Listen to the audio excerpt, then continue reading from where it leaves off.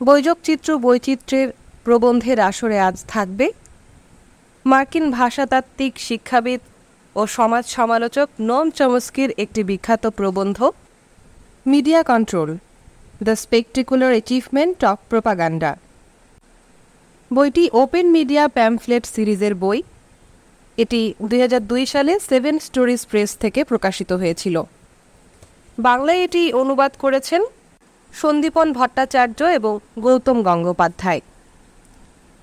বাংলায় এটির শিরোনাম দেয়া হয়েছে মাধ্যম নিয়ন্ত্রণ, প্রচারের চমকপ্রদ সাফল্য।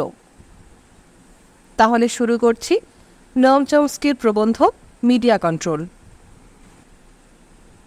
সমকালীন রাজনীতিতে গণমাধ্যম বা প্রচার মাধ্যমের ভূমিকা এই প্রশ্ন করতে আমাদের বাধ্য করে যে ঠিক কী ধরনের বিশ্বে এবং ঠিক কী রকম সমাজে আমরা বাস করতে চাই। বিশেষ করে গণতন্ত্রের ঠিক কোন অর্থে আমরা চাই যে এই সমাজ গণতান্ত্রিক হয়ে উঠুক। গণতন্ত্রের দুটি ভিন্ন ধারণা পরস্পরের বিপরীতে স্থাপন করে আমি এই আলোচনা শুরু করতে চাই। গণতন্ত্রের একটি ধারণায় দেখা যায় যে গণতান্ত্রিক সমাজ মানে এমন এক সমাজ যেখানে নিজেদের যাবতীয় বিষয় আশয়ে অর্থপূর্ণভাবে অংশ নেওয়ার উপায় সাধারণ মানুষের আছে। পাশাপাশি সেখানে সংবাদ কিংবা তথ্যের মাধ্যম খোলামেলা আর স্বাধীন। অভিধান ঘাঁটলে গণতন্ত্র শব্দটার এরকম একটা সংজ্ঞাই পাবেন। গণতন্ত্রের বিকল্প এক ধারণায় আবার দেখছি যে নিজেদের নানাবিধ বিষয় আশয়ের ব্যবস্থাপনা থেকে সাধারণ মানুষকে অবশ্যই সরিয়ে রাখতে হবে এবং সংবাদ মাধ্যমকে অতি অবশ্যই কঠোর ও সংকীর্ণভাবে নিয়ন্ত্রণ করতে হবে। গণতন্ত্রের এ ধারণা শুনে একটু অদ্ভুত লাগতে পারে, কিন্তু এটাই যে প্রচলিত ধারণা এ কথাটা এখানে বোঝা দরকার। বাস্তবে বহুদিন ধরে এ ধারণা শুধু প্রয়োগে নয়, ব্যবহৃত হচ্ছে তত্ত্বেও। এর দীর্ঘ ইতিহাস শুরু হয়েছে সেই সপ্তদশ শতকে ইংল্যান্ডে প্রথম আধুনিক গণতান্ত্রিক বিপ্লবের সময় থেকে। সেখানে এই দৃষ্টিকোণই বহুলাংশে প্রকাশিত। আমি আপাতত আধুনিক যুগের মধ্যেই সীমাবদ্ধ থাকব এবং বলবো কিভাবে গণতন্ত্রের এই ধারণা গড়ে উঠেছে। সেই সঙ্গে কথাও বলবো যে কেন এবং কিভাবে গণমাধ্যম ও তথ্যহীনতার সমস্যা এই আলোচনায় প্রাসঙ্গিক হয়ে উঠেছে। প্রচারের আদি ইতিহাস। প্রথম আধুনিক সরকারি প্রচারকর্ম দিয়েই আপাতত শুরু করা যাক। উড্রো উইলসনের প্রশাসন তখন 1916 সালে উড্রো উইলসন বিজয় ছাড়াই শান্তির মঞ্চে রাষ্ট্রপতি হিসেবে নির্বাচিত হন। সময়টা প্রথম বিশ্বযুদ্ধের মাঝামাঝি। সাধারণ মানুষ তখনও খুব শান্তিবাদী। কার্যত ইউরোপীয় এক যুদ্ধে জড়িয়ে পড়ার কোনো কারণ তখনও পর্যন্ত তারা খুঁজে পায়নি। এদিকে উইলসন প্রশাসন তো যুদ্ধের প্রতি ভীষণভাবে দায়বদ্ধ, ফলে এ ব্যাপারে কিছু একটা তাদের করতেই হয়। তখন ক্রিল কমিশন নামে এক সরকারি প্রোপাগান্ডা কমিশন গঠন করে তারা। আর মাত্র 6 মাসের মধ্যে শান্তিপ্রিয় সাধারণ মানুষকে তা এক ক্ষিপ্ত যুদ্ধোন্মাদ জনতায় পরিণত করতে সফল হয়। যে জনতা জার্মানির যা কিছু সব ধ্বংস করতে চায়, জার্মানদের ধরে ছিঁড়ে ফেলতে চায়, যুদ্ধে যোগ দিয়ে দুনিয়াকে রক্ষা করতে চায়। এ এক বিরাট সাফল্য। ক্রমে যা আরও বড় সাফল্যের দিকে এগিয়ে যায়।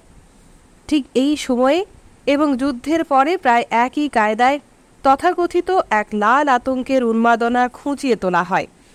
ইউনিয়নগুলোকে ধ্বংস আর সংবাদপত্র ও রাজনৈতিক চিন্তার স্বাধীনতাকে সম্পূর্ণ নির্মূল করার ক্ষেত্রে তা দারুণভাবে সফল হয়।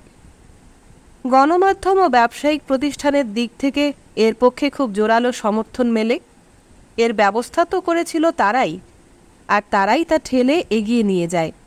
তাতে সাফল্যও মেলে আশাতীত। উইলসনের যুদ্ধে সোৎসাহে ও সক্রিয়ভাবে অংশ নিয়েছিল যারা, তারা ছিল সব প্রগতিশীল বুদ্ধিজীবী, জন ডিউই চক্রের ঘনিষ্ঠ। সে সময় তাদের লেখা পড়লে দেখবেন যে সমাজের অপেক্ষাকৃত বুদ্ধিমান লোক হিসেবে তারা অনিচ্ছুক জনতাকে আতঙ্কিত করে যুদ্ধবাজ উন্মত্ত জনতায় পরিণত করতে সক্ষম হয়েছিল বলে ভীষণ গর্বিত। এজন্য ব্যবহৃত পদ্ধতিগুলোর চরিত্র ছিল ব্যাপক। হুনদের নৃশংসতা নিয়ে যেমন গল্প বানানো হয়েছিল, বেলজিয়ান শিশুদের হাত পা টেনে ছিঁড়ে ফেলা থেকে আরও যত জঘন্য ঘটনার কথা ইতিহাসের বইতে এখন পাওয়া যায় আর কি, এও প্রায় তেমনই। এর বেশিরভাগটাই ছিল ব্রিটিশ প্রচার মন্ত্রকের উদ্ভাবন। সে সময়ে প্রায় গোটা বিশ্বের চিন্তাধারাকে সঠিক লক্ষ্যে পরিচালনা করার দায় ছিল তাদের। গোপন দলিলে একথা তারা নিজেরাই লিখেছে, কিন্তু এর চেয়েও গুরুতর অর্থে তারা চেয়েছিল মার্কিন যুক্তরাষ্ট্রের অধিক বুদ্ধিমান সদস্যদের চিন্তাকে নিয়ন্ত্রণ করতে, যাতে তারা এই সর্বৈব মিথ্যা প্রচারকে ছড়িয়ে দিয়ে শান্তিবাদী এক দেশকে যুদ্ধকালীন উন্মত্ততায় নিয়ে যেতে পারে। পদ্ধতিটা কাজে দিয়েছিল, দারুণ কাজে দিয়েছিল। আর এর থেকে একটা শিক্ষাও পাওয়া গিয়েছিল। শিক্ষিত লোকেরা যখন সরকারি প্রচারকে সমর্থন করে এবং এর থেকে কোনো রকম বিচ্যুতি যখন অনুমোদন করা হয় না, তখন তার প্রভাব হয় সাংঘাতিক। হিটলার এবং আরও অনেকেই এর থেকে শিক্ষা নিয়েছিল এবং আজও তা অনেকেই অনুসরণ করে চলেছে। আরেকটা গোষ্ঠী যারা এই সাফল্যে অভিভূত হলেন তারা হচ্ছেন উদার নৈতিক গণতন্ত্রের যত তাত্ত্বিক ও সংবাদ মাধ্যমের অগ্রণী সব ব্যক্তিত্ব, যেমন ধরুন ওয়াল্টার লিপমান। তিনি ছিলেন মার্কিন সাংবাদিকদের মহাচার্য, ঘরোয়া ও বৈদেশিক নীতির মস্ত সমালোচক এবং উদারনৈতিক গণতন্ত্রের বিরাট তাত্ত্বিক। তার প্রবন্ধ সংকলনটা যদি নেড়েচেড়ে দেখেন তো দেখবেন যে উদারনৈতিক গণতান্ত্রিক ভাবনার প্রগতিশীল তত্ত্বগোছের সব উপশিরোনামে সেটা ভর্তি। লিপমান এই প্রোপাগান্ডা কমিশনগুলোর সঙ্গে যুক্ত ছিলেন এবং কোথায় তাদের সাফল্য তা বুঝতেন। গণতান্ত্রিক পদ্ধতিতে বিপ্লব বলে যাকে তিনি অভিহিত করেছিলেন, সম্মতি আদায়ের কাজে তিনি তা ব্যবহার করার পক্ষপাতী ছিলেন। সম্মতি আদায় মানে প্রচারের এই নতুন পদ্ধতি ব্যবহার করে সাধারণ লোকে যা চায় না সে ব্যাপারেও তাদের ক্রমশ এক জায়গায় আনা। পদ্ধতিটাকে তিনি শুধু ভালো কেন, রীতিমতো দরকারি বলে মনে করতেন। দরকারি কারণ তিনি বলেছেন, সাধারণ স্বার্থের বিষয়টা সব সময় জনমতে ঠিক প্রতিফলিত হয় না।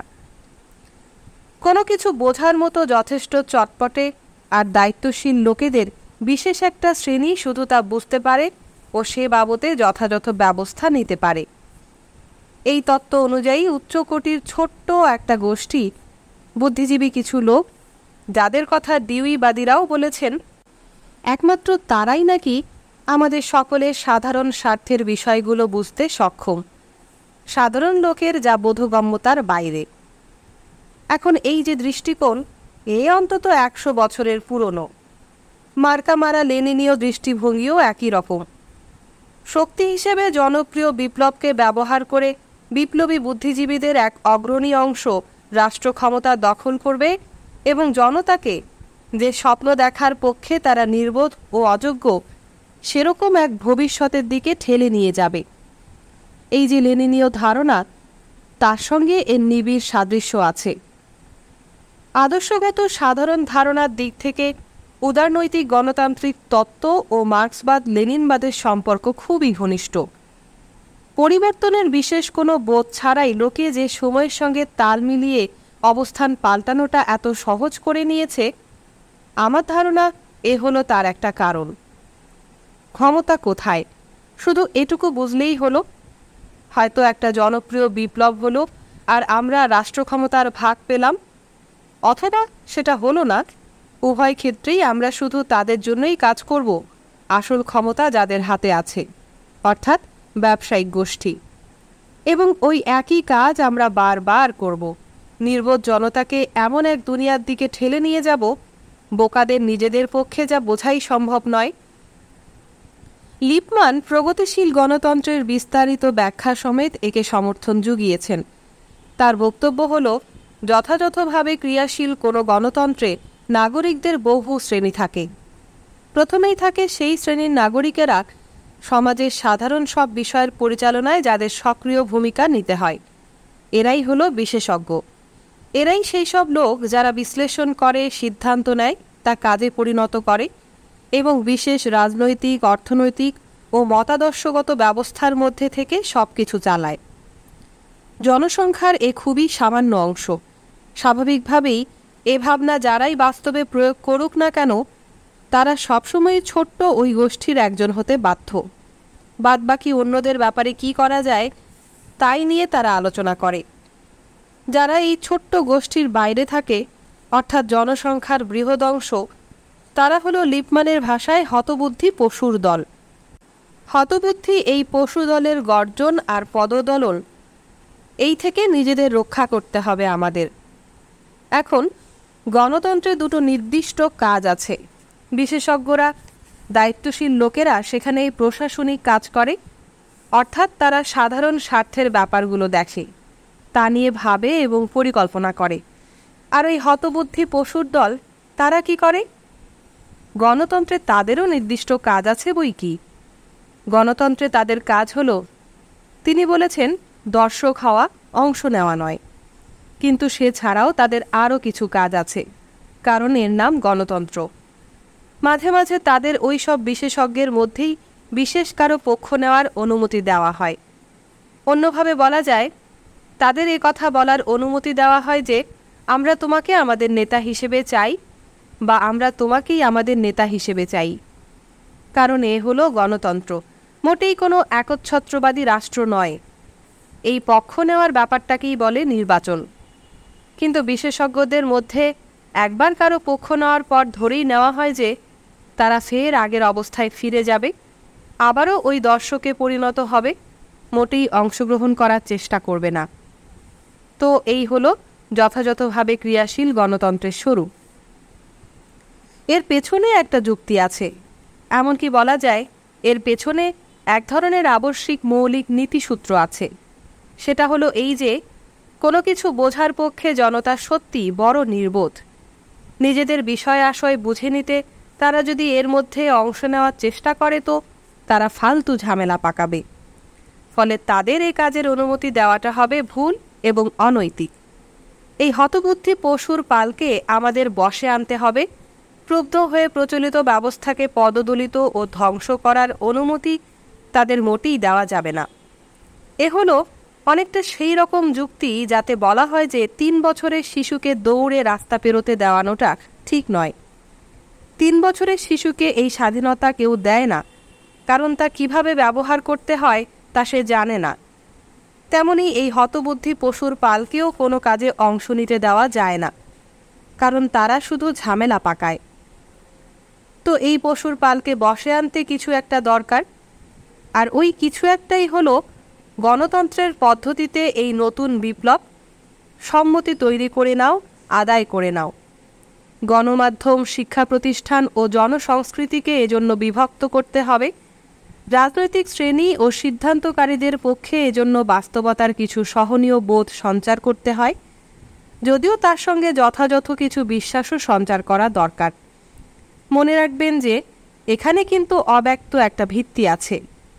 দায়িত্বশীল লোকেদেরও নিজেদের কাছ থেকে যা লুকিয়ে রাখতে হয়, অব্যক্ত সেই ভিত্তিটা কিন্তু এই প্রশ্নের সঙ্গে যুক্ত যে সিদ্ধান্ত নেওয়ার এই অধিকারের জায়গায় তারাই বা পৌঁছলেন কিভাবে। আসল ক্ষমতা যাদের হাতে, তাদের সেবা করেই তারা তা পেয়েছেন নিশ্চয়ই। আসল ক্ষমতার অধিকারীরাই সমাজের মালিক, আর সে এক ছোট্ট গোষ্ঠী। বিশেষজ্ঞ শ্রেণীর লোকেরা যদি তাদের কাছে এসে প্রস্তাব দেয় যে আমরা তোমাদের স্বার্থ রক্ষা করতে পারি, তাহলে তারা প্রশাসনিক গোষ্ঠীর অন্তর্ভুক্ত হয়। কিন্তু এ কথা গোপন রাখতে হবে। তার মানে তাদের ব্যক্তি ক্ষমতার স্বার্থ রক্ষাকারী মতে ও বিশ্বাসে নিজেদের দীক্ষিত করতে হবে। এ দক্ষতা অর্জন করতে না পারলে তারা ওই গোষ্ঠীর অংশ হতে পারবে না। এ কারণে শিক্ষা ব্যবস্থার একটা অংশ ওই রকম সব দায়িত্বশীল লোক এবং বিশেষজ্ঞ তৈরি করার লক্ষ্যে পরিচালিত হয়। ব্যক্তি ক্ষমতা ও তার প্রতিনিধি হিসেবে রাষ্ট্র ও কর্পোরেট চক্রের স্বার্থবোধে ও মূল্যবোধে তাদের গভীরভাবে দীক্ষিত হতে হয়। তা যদি তারা পারে, তাহলে ওই বিশেষজ্ঞ শ্রেণীর অংশ হতে কোনো অসুবিধা নেই। আর বাদবাকি যে পশুর দল, তাদের মনোযোগে ব্যাঘাত ঘটাতে হবে, তাদের মন অন্য কোনো দিকে ঘুরিয়ে দিতে হবে। এসবের থেকে তাদের দূরে সরিয়ে রাখতে হবে। দেখতে হবে তারা যেন শুধু দর্শক হয়ে থাকে, আর মাঝে মাঝে আসল নেতাদের মধ্যে পছন্দ মতো কারো প্রতি সমর্থন জানিয়েই ক্ষান্ত হয়। এই দৃষ্টিকোণ গড়ার কাজে আরও অনেকে অবশ্য সাহায্য করেছেন। বস্তুত এ খুব প্রচলিত ধারণা। উদাহরণ হিসেবে যেমন বলা যায়, ধর্মতত্ত্ববিদ ও বৈদেশিক নীতির অন্যতম সমালোচক রাইনহোল্ড নিয়েবুরের কথা, যাকে কখনো কখনো প্রতিষ্ঠানের ধর্মতত্ত্ববিদ নামেও ডাকা হয়। জর্জ কেন্নান ও কেনেডি গোষ্ঠীর বুদ্ধিজীবীদের গুরু হিসেবে পরিচিত এই ভদ্রলোক বলেছেন যে বিচক্ষণতা খুবই সংকীর্ণ গণ্ডিতে আবদ্ধ দক্ষতা, খুব অল্প সংখ্যক লোকেরাই এই গুণের অধিকারী। বেশিরভাগ লোকই স্রেফ আবেগ আর ঝোঁকের বশে চলে। ফলে আমাদের, যাদের এই বিচক্ষণতা আছে, প্রয়োজনীয় বিভ্রম ও ভাবাবেগে ভরা অতি সরলতা সৃষ্টি করে সাদাসিধে নির্বোধ এইসব লোককে মোটামুটি ঠিক পথে রাখতে হবে। তৎকালীন রাষ্ট্রবিজ্ঞানের বড়সড় একটা অংশের এই ছিল মূল কথা। 1920 ও 30-এর যুগের প্রথমার্ধে আধুনিক সংযোগ ক্ষেত্রের প্রতিষ্ঠাতা ও আমেরিকার অগ্রণী রাষ্ট্রবিজ্ঞানী হ্যারল্ড লাসওয়েল যেমন ব্যাখ্যা করে বলেছেন যে জনতাই তার নিজ স্বার্থে শ্রেষ্ঠ বিচারক। গণতান্ত্রিক এই গোঁড়ামির কাছে কেন আমাদের আত্মসমর্পণ করা উচিত নয়? কেননা তারা আদৌ তা নয়। জনস্বার্থের আমরাই শ্রেষ্ঠ বিচারক। সুতরাং স্রেফ সাধারণ নৈতিকতার দিক থেকেই যাতে তারা বিবেচনাহীন কোনো কাজ করার সুযোগ না পায়, আমাদের তা নিশ্চিত করতে হবে। আজ যাকে একচ্ছত্র ব্যবস্থা বা সামরিক রাষ্ট্র বলে, তাতে এ কাজ অনেক সহজ। স্রেফ একটা ডান্ডা তাদের মাথার ওপর ধরে থাকুন, আর সীমা অতিক্রম করলেই সেটা তাদের মাথায় মারুন। কিন্তু এখন যখন সমাজ অনেক বেশি মুক্ত ও গণতান্ত্রিক, সে আর তত সহজ নয়। সুতরাং এখন আপনাকে প্রচার কৌশলের দিকে মুখ ফেরাতে হবে। যুক্তিটা পরিষ্কার। একচ্ছত্র রাষ্ট্রের ক্ষেত্রে যেমন ডান্ডা, গণতন্ত্রে তেমনি প্রচার। এটাই ভালো, এটাই বুদ্ধির কাজ। কেননা আবারও হতবুদ্ধি ওই পশুর পাল সাধারণ সব স্বার্থের ব্যাপারে অজ্ঞ। ওসব তারা ঠিক বুঝে উঠতে পারে না। জনসংযোগ। জনসংযোগকে ইন্ডাস্ট্রির পর্যায়ে নিয়ে যাওয়ার ব্যাপারে পথিকৃৎ হচ্ছে মার্কিন যুক্তরাষ্ট্র। জনতার মনকে নিয়ন্ত্রণ করা বা বশে রাখাই এর কাজ। অন্তত নেতারা সেভাবেই এর বর্ণনা করেছেন। ক্রিল কমিশনের সাফল্য এবং লাল আতঙ্ক তৈরি ও তার ফলাফল থেকে তারা অনেক কিছু শিখেছেন। জনসংযোগ কারখানার সে সময়ে ব্যাপক বিস্তৃতি ঘটে। 1920-এর দশকে বেশ কিছুকাল তার দাপটে জনতা প্রায় পুরোপুরি ব্যবসায়ী শ্রেণীর শাসনাধীন হয়ে পড়ে এবং তা এমন চূড়ান্ত পর্যায়ে পৌঁছয় যে 1930-এর দশকে প্রবেশ করার মুখে কংগ্রেশনাল কমিটি এ নিয়ে তদন্ত শুরু করে। এ সম্পর্কে বহু তথ্য আমরা সেখান থেকেই পেয়েছি। জনসংযোগ এক বৃহৎ শিল্প। এ বাবদে এখন বছরে $বিলিয়ন হিসেবে খরচ হয়। জনতার মনকে নিয়ন্ত্রণ করাটাই তার বরাবরের দায়। প্রথম বিশ্বযুদ্ধের সময় যেমন, তেমনি 1930-এর দশকেও বড় বড় সব সমস্যা মাথা চাড়া দেয়। ব্যাপক মন্দার পাশাপাশি শ্রমিকরাও তখন রীতিমতো সংগঠিত। বস্তুত ওয়াগনার আইনের সূত্রে 1935 সালে তারা প্রথম সংগঠিত হওয়ার অধিকার অর্জন করে। সেটাই তাদের প্রথম গুরুতর আইনি জয়। এর থেকে দুটো বড় সমস্যা সৃষ্টি হয়। তার একটা তো এই যে এর মানে গণতন্ত্রের কাজে কোথাও গলদ হচ্ছে। নির্বোধ পশুর দল আইনের সাথে আইনের পথে জিতে যাচ্ছে। এ তো হওয়ার কথা নয়। আরেকটা সমস্যা হলো এর ফলে লোকে সংগঠিত হতে শুরু করে। জনগণকে অবশ্যই ছিন্ন বিচ্ছিন্ন ও একা করে দিতে হবে। তাদের তো সংগঠিত হওয়ার কথা নয়, কারণ তাহলে নিছক দর্শকের ভূমিকা ত্যাগ করে তারা তখন আরও কিছু চেয়ে বসবে। যদি সামান্য রসদ নিয়ে বহু লোক রাজনীতির অঙ্গনে প্রবেশ করার জন্য একত্র হতে পারে, তাহলে তো তারা তাতে অংশও নেবে। এটা সত্যিই ভয়ের। তা এটাই যেন শ্রমিকদের শেষ আইনি জয় হয় এবং জনসংগঠনগুলির গণতান্ত্রিক বিচ্যুতির এটাই যেন শেষে শুরু হয়, তা সুনিশ্চিত করতে অতএব ব্যবসায়ী মহলে ব্যাপক সাড়া পড়ে যায়। আর তাতে কাজও হয়। সেটাই হয়ে দাঁড়ায় শ্রমিকদের শেষ আইনি জয়। তারপর থেকে দ্বিতীয় বিশ্বযুদ্ধের সময়ে বিভিন্ন ইউনিয়নের সদস্যদের সংখ্যা খানিক বাড়লেও তারপর থেকেই তা কমতে শুরু করে ও ইউনিয়নের মধ্যে দিয়ে কাজ করার ক্ষমতা ক্রমান্বয়ে কমে। এ কোনো দুর্ঘটনার ফল নয়। এবার আমরা সেই ব্যবসায়ী গোষ্ঠী নিয়ে কথা বলবো যারা জনসংযোগের এই বৃহৎ শিল্প এবং national association of manufacturer, business round table ইত্যাদির মতো নানান সংস্থার মাধ্যমে এ জাতীয় সমস্যার মোকাবেলা করার জন্য অজস্র টাকা, বিস্তর মনোযোগ ও বহু চিন্তা ব্যয় করে। এরকম গণতান্ত্রিক বিচ্যুতির বিরুদ্ধে কোনো একটা পথ খুঁজে বের করতে তারা প্রায় তখনই কাজে নেমে পড়ে। এর প্রথম পরীক্ষাটা হয় 1 বছর পর 1937 সালে। পশ্চিম পেনসিলভেনিয়ার জনসটাউনে সে সময় একটা বড় ইস্পাত ধর্মঘট হয়। ব্যবসায়ী গোষ্ঠী সেখানে শ্রমিকদের ঐক্য ধ্বংস করার জন্য এক নতুন কৌশল প্রয়োগ করে। তাতে দারুণ কাজ হয়। গুন্ডার দল লেলিয়ে বা পা ভেঙে দিয়ে নয়, ওতে আর তেমন কাজ হচ্ছিল না তখন। তার চেয়ে ঢের সূক্ষ্ম ও কার্যকর উপায়ে স্রেফ প্রচার চালিয়ে। পরিকল্পনাটা ছিল এমন কোনো পথ খুঁজে বার করো যাতে ধর্মঘটিরা সাধারণ লোকের সমর্থন হারায়, বিশৃঙ্খলাকামী, ক্ষতিকর ও সাধারণ স্বার্থের বিরোধী পক্ষ হিসেবে তাদের হাজির করা যায়। সাধারণ স্বার্থ মানে আমাদের স্বার্থ, ব্যবসায়ী, শ্রমিক ও ঘরের বউদের স্বার্থ। সবাই আমরা একত্রে থাকতে চাই, ঐক্য ও আমেরিকানিজমের মতো সব জিনিস চাই, একসঙ্গে কাজ করতে চাই। ওই ধর্মগঠিরা ওরা খারাপ, ওরা বিশৃঙ্খলা ছড়াচ্ছে, ঝামেলা পাকাচ্ছে, ঐক্য নষ্ট করছে আর আমেরিকানিজমের দফারফা করে ছাড়ছে। ওদের থামাতে হবে যাতে আমরা সবাই মিলে একসঙ্গে হেসে খেলে বাঁচতে পারি। কর্পোরেট এক্সিকিউটিভ থেকে যে লোকটা ঘরে ঝাড় দেয়, তাদের সকলের স্বার্থই নাকি এক। আমরা সকলে যেন একসঙ্গে কাজ করতে পারি এবং দ্বিধাহীন পছন্দের আবেগে আমেরিকানিজমের স্বার্থে একযোগে কাজ করতে পারি। এই হলো মূল কথা। এটাকেই সাজিয়ে গুছিয়ে পেশ করতে ব্যাপক উদ্যোগ নেওয়া হয়। সে তো হবেই, কারণ শেষ পর্যন্ত এরা সবাই ব্যবসায়ী লোক। গণমাধ্যমকে এরাই বশে রাখে আর এদের রসদও প্রচুর, এবং এতে কাজ হয়, দারুণ কাজ হয়।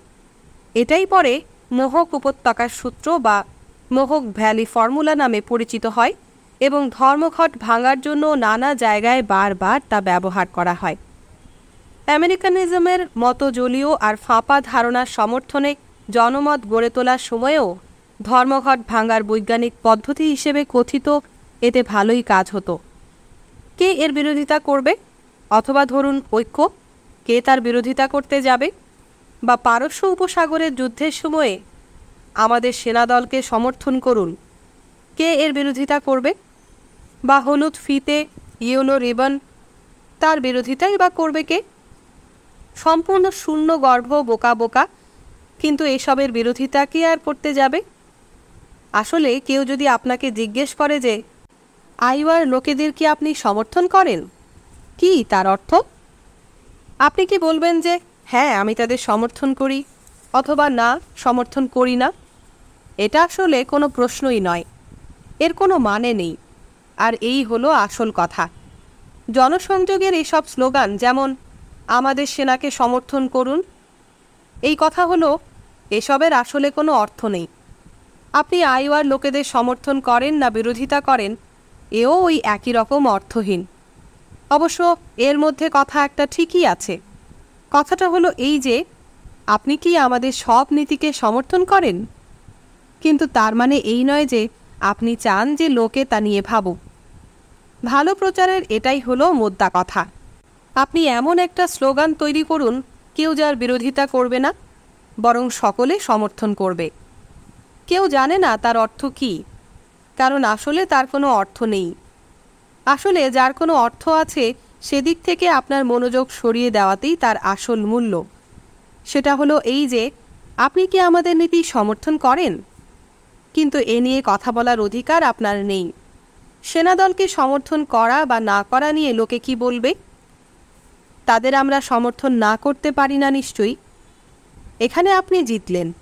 আমেরিকানিজমের আর ঐক্য নিয়ে এটাই তো কথা। আসুন সকলে একসঙ্গে থাকি, ফাঁকা স্লোগান সাজাই। আসুন সকলে হাতে হাত মেলাই। আসুন সবাই মিলে এই অবস্থা সুনিশ্চিত করি যেখানে শ্রেণী সংগ্রামের কথা, অধিকারের কথা বা ওই জাতীয় সব কথা বলে বাজে লোকেরা আমাদের ঐক্যে ফাটল ধরাতে পারবে না। এ সবই খুব কার্যকর। আজও তাই চলছে।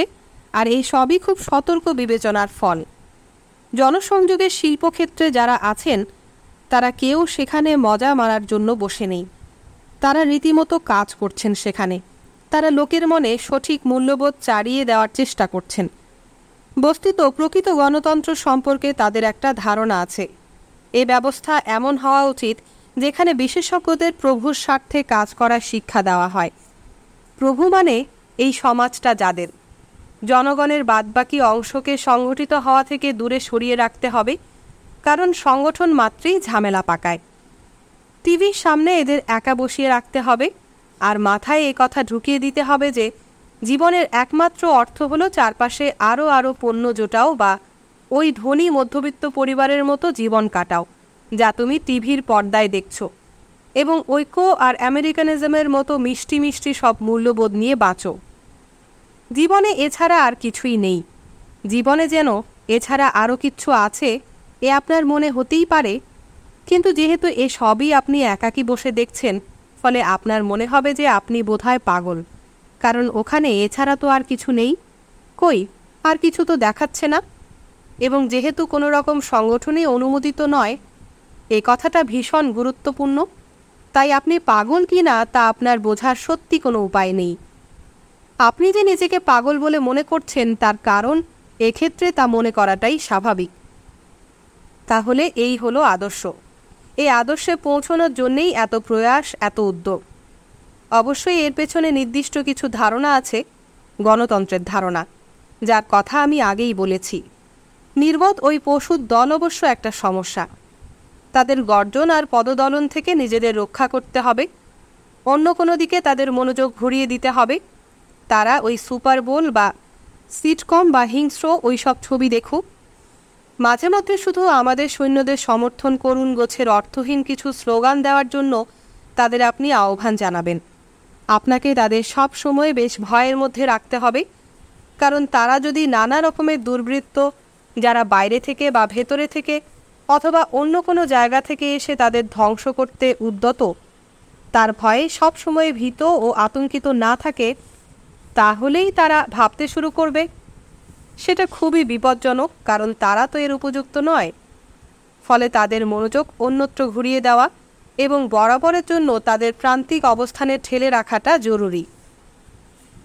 এ হলো গণতন্ত্রের একটা ধারণা। বস্তুত আবার যদি ওই ব্যবসায়ী গোষ্ঠীর কথায় ফিরে যাই তো বলতে হয়, শ্রমিকদের শেষ আইনি জয় সেই 1935 সালে ওয়াগনার আইনের সময়েই ঘটেছিল। যুদ্ধ শুরু হওয়ার পর ইউনিয়নগুলো ক্ষয়তে শুরু করলো, আর সেই সূত্রে ইউনিয়নের সঙ্গে যুক্ত শ্রমিক শ্রেণীর খুবই সমৃদ্ধ যে কৃষ্টি, তারও ক্ষয় শুরু হলো। তাকে ধ্বংস করা হলো। ব্যবসায়ী গোষ্ঠী পরিচালিত এক সমাজের দিকে আমরা এগিয়ে গেলাম লক্ষণীয়ভাবে। এ হলো রাষ্ট্রীয় পুঁজিতান্ত্রিক এক শিল্প প্রধান সমাজের কথা। তুলনীয় অন্যান্য সমাজের মতো যেখানে এমনকি স্বাভাবিক কোনো সামাজিক চুক্তি পর্যন্ত নেই। দক্ষিণ আফ্রিকার বাইরে সন্দেহ যে এ হলো একমাত্র শিল্পোন্নত সমাজ যেখানে জাতীয় স্বাস্থ্য সুরক্ষার কোনো ব্যবস্থা নেই। যারা এসব নিয়ম অনুসরণ করতে পারে না এবং যা কিছু করে তা ব্যক্তিগত উদ্যোগেই করে। জনসংখ্যার সেই অংশের জীবন ধারণের ন্যূনতম মানের প্রতিও এখানে কোনো সাধারণ দায়বদ্ধতার ব্যাপার নেই। ইউনিয়নগুলো প্রায় অস্তিত্বহীন। অন্যান্য জনকাঠামোরও প্রায় একই অবস্থা। রাজনৈতিক কোনো দল বা সংগঠন নেই। অন্তত কাঠামোগত দিক থেকে বলা যায় চূড়ান্ত লক্ষ্যের অনেকটাই হাসিল করা গেছে। গণমাধ্যম একচেটিয়া কর্পোরেটের করায়ত্ত, তাদের দৃষ্টিকোণে কোনো পার্থক্য নেই। এ হলো সেই একই ব্যবসায়ী গোষ্ঠীর দুটি অংশ। জনগণের বেশিরভাগ অংশই আর ভোট দেওয়ারও ঝামেলায় যেতে চায় না, কারণ সেটা অর্থহীন। তাদেরকে প্রান্তিকতর অবস্থানে ঠেলে দেওয়া গেছে এবং যথাযথভাবে তাদের মনোযোগ ঘুরিয়ে দেওয়া গেছে। এটাই তো লক্ষ্য। জনসংযোগ কারখানার অন্যতম ব্যক্তিত্ব এডওয়ার্ড বার্নেস প্রকৃতপক্ষে এসেছেন সেই ক্রিল কমিশন থেকে। তিনি তারই অংশ ছিলেন, সেখান থেকেই শিক্ষা নিয়েছেন এবং তাকে আরও উন্নত করার দিকে এগিয়েছেন, যাকে তিনি সম্মতি তৈরি করার কৌশল বলে অভিহিত করেছেন এবং বলেছেন যে এই হলো গণতন্ত্রের নির্যাস। এখন সম্মতি তৈরি করতে পারেন তারাই যাদের হাতে সেই সম্পদ ও ক্ষমতা আছে, অর্থাৎ সেই ব্যবসায়ী গোষ্ঠী, আর তাদের হয়েই তো আপনি কাজ করছেন। মতামত তৈরির কৌশল। বৈদেশিক অভিযানে সমর্থনেও জনতাকে উত্তেজিত করতে হয়। জনতা সাধারণত শান্তিপ্রিয়। প্রথম বিশ্বযুদ্ধের সময়েও তারা তাই ছিল। বিদেশ অভিযান, হত্যা, অত্যাচার এসবের সঙ্গে জড়িয়ে পড়ার কোনো কারণই তারা দেখতে পায় না। ফলে জবরদস্তি তাদের চাগাতে হয়, আর তা করার জন্য তাদের রীতিমতো ভয় দেখাতে হয়। এ ব্যাপারে বার্নেসের নিজেরই একটা বিরাট সাফল্য আছে। 1954 সালে গুয়েতেমালার পুঁজিবাদী গণতান্ত্রিক সরকারকে ছুঁড়ে ফেলে মার্কিন যুক্তরাষ্ট্র, যখন সেখানে এক নৃশংস ঘাতকের সমাজ প্রতিষ্ঠা করে। তখন ইউনাইটেড ফ্রুট কোম্পানির পক্ষে বার্নেসি ছিলেন জনসংযোগের দায়িত্বে। সে সমাজ আজও ঠিক একই রকম আছে। গণতন্ত্রের শূন্য গর্ভতা থেকে যাতে তার কোনো বিচ্যুতি না হয় তা নিশ্চিত করার জন্য যুক্তরাষ্ট্র সেখানে ক্রমাগত সাহায্য পাঠিয়ে যাচ্ছে। এমন সব অভ্যন্তরীণ কর্মসূচির মাধ্যমে এক্ষেত্রে ক্রমাগত আঘাত করে যাওয়া দরকার জনগণ যার বিরোধী। যে অভ্যন্তরীণ কর্মসূচি তাদের পক্ষে ক্ষতিকর, তার পক্ষে থাকার তো কোনো কারণ তাদের নেই। এখন এর জন্যও ব্যাপক প্রচার দরকার। গত 10 বছর ধরে এসবই আমরা প্রচুর দেখেছি। রেগনের কর্মসূচি যেমন ভীষণ অপ্রিয় ছিল। 1984 সালে রেগন ধসের সময়ে প্রতি 3 জন নির্বাচকের মধ্যে অন্তত 2 জন আশা করেছিল যে তার নীতিগুলো শেষ পর্যন্ত চালু হবে না। যদি আপনি যুদ্ধাস্ত্র কমানো, সামাজিক খাতে খরচ কমানো ইত্যাদির মতো সুনির্দিষ্ট সব কর্মসূচির কথা ধরেন তো দেখবেন জনগণ এর প্রায় প্রত্যেকটারই বিরোধী ছিল। কিন্তু লোকে যতক্ষণ প্রান্তীয় ও বিক্ষিপ্ত, নিজেদের সংগঠিত করার বা নিজেদের মনোভাব প্রকাশের কোনো পথ যতক্ষণ তাদের জানা নেই, এমনকি অন্যদের মনোভাবও জানার কোনো উপায় নেই, ততক্ষণ পর্যন্ত যারা বলে যে তারা সামরিক খাতের চেয়ে সামাজিক খাতে বেশি খরচের পক্ষপাতী, অথবা যারা নির্বাচনে এই মতের পক্ষেই রায় দিয়েছিল যা লোকে ব্যাপকভাবেই দিয়েছিল, তারা প্রত্যেকে ভেবেছিল এ ধরনের উদ্ভট ভাবনা শুধু তাদের মাথাতেই কাজ করছে। অন্য কোনোখান থেকে এসব তারা কখনো শোনেনি। এসব কারো ভাবারই কথা নয়। ফলে আপনি যদি এসব ভাবেন ও নির্বাচনের সময় তা প্রকাশ করতে অকুণ্ঠ হন, তাহলে নিজেকে তো আপনি একটু অদ্ভুত ভাববেনই। যেহেতু আপনার এ মত যারা সমর্থন করতে পারে বা তাকে আরও জোরদার করে তুলতে পারে এবং তা প্রকাশ করার সময়ও আপনাকে সাহায্য করতে পারে, তাদের সঙ্গে এক হওয়ার কোনো পথ নেই আপনার। ফলে নিজেকে আপনার একটু অদ্ভুত বা বেয়ারা তো মনে হবেই। অতএব একপাশে সরে দাঁড়ান আপনি এবং যা চলছে তার থেকে দৃষ্টি সরিয়ে নিন। বরং অন্য কিছু দেখুন, যেমন ধরুন সুপার বোল। তাহলে খানিকটা হলেও ওই লক্ষ্যে পৌঁছানো গেছে, কিন্তু তা পুরোপুরি সম্ভব হয়নি। এখনও এমন কিছু প্রতিষ্ঠান রয়ে গেছে যা ধ্বংস করা যায়নি। যেমন ধরা যাক, গির্জাগুলো এখনও আছে। মার্কিন যুক্তরাষ্ট্রের বিরুদ্ধবাদী কার্যকলাপের একটা বড় অংশই গড়ে ওঠে গির্জার ভেতর, আর সেটা শুধু এই কারণেই যে গির্জাগুলো এখনও এদেশে আছে। সুতরাং আপনি রাজনৈতিক বক্তৃতা দিতে ইউরোপের কোনো দেশে গেলে খুব সম্ভব সে বক্তৃতা হবে কোনো ইউনিয়নের ঘরে। কিন্তু এখানে মোটেই তা হবে না, কারণ প্রথমত এখানে আর ইউনিয়নের প্রায় কোনো অস্তিত্ব নেই, আর যদি থাকেও তবে তার কোনো রাজনৈতিক চরিত্র নেই। কিন্তু গির্জাগুলো এখনও আছে, ফলে আপনাকে প্রায়শই সেখানে বক্তৃতা দিতে যেতে হবে। মধ্য আমেরিকা সলিডারিটির কাজ প্রায় অধিকাংশই গড়ে উঠেছে গির্জাকে কেন্দ্র করে, শুধু এই কারণে যে এখনও সেগুলো আছে। হতবুদ্ধি ওই পশুদল অবশ্য কখনোই পুরোপুরি বশ মানে না, ফলে এ এক চিরকালীন লড়াই। 1930-এর দশকে তারা আবার মাথা চাড়া দেয় এবং তা দমনও করা হয়। 1960-এ বিরোধিতার আর এক ঢেউ আসে, একটা নামও দেওয়া হয় তার। বিশেষজ্ঞরা তাকে গণতন্ত্রের সংকট বলে চিহ্নিত করে। গণতন্ত্র তখন ভীষণ এক সংকটের মধ্যে পড়েছে বলে ভাবা হয়। সংকটটা এই যে জনগণের একটা বড় অংশ তখন সংগঠিত ও সক্রিয় হয়ে ওঠে এবং তারা রাজনীতির অঙ্গনে অংশ নেওয়ার চেষ্টা করে। এখন ফের আমরা গণতন্ত্রের সেই দুটো ধারণার ফিরে যাই। অভিধানের সংজ্ঞা অনুযায়ী এ ঘটনা নিশ্চয়ই গণতন্ত্রের দিকে এক পা এগোনো, কিন্তু প্রচলিত ধারণায় এ এক সমস্যা, একটা সংকট যা অতিক্রম করাটা জরুরি। জনতাকে তখন অবশ্যই তাড়া দিয়ে ফেরত পাঠাতে হবে উদাসীনতা, বাধ্যতা আর নিষ্ক্রিয়তার জগতে। ওই তাদের যথার্থ অবস্থান। ফলে এই সংকট কাটানোর জন্য কিছু একটা করতে হবে আমাদের। সে বাবদে চেষ্টাও করা হয়, কিন্তু তা কাজে লাগে না। গণতন্ত্রের সংকট এখনও রয়েছে।